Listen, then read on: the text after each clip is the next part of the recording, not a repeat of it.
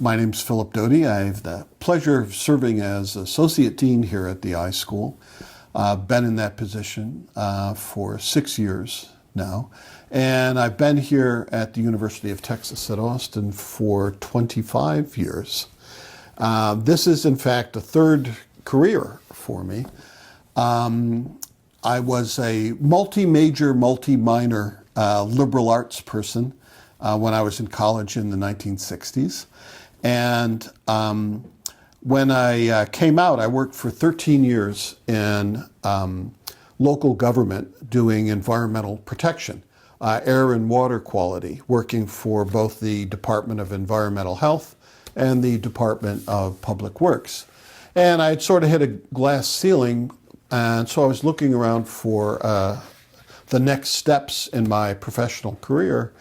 And I had a number of friends who were librarians, information managers, and IT managers.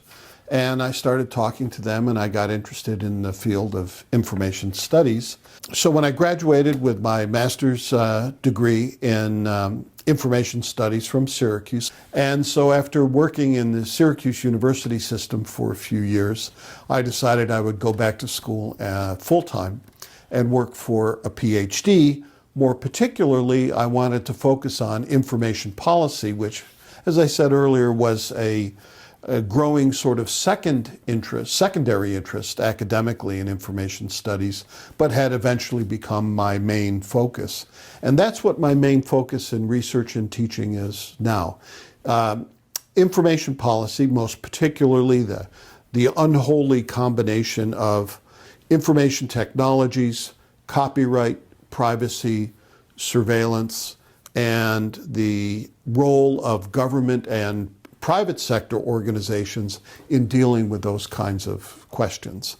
I'm also interested in what we call information behavior. What do people do? Why do they do it? What don't they do? What are their preferences? What are their obstacles? What strategies individually and as groups can we help them develop? And a discipline such as ours tries to address that question. So I live in both of those worlds, but also in the intersection, thinking about policy questions and user behavior questions together. In the last few years, I've focused my work particularly on surveillance and U.S. government information policy.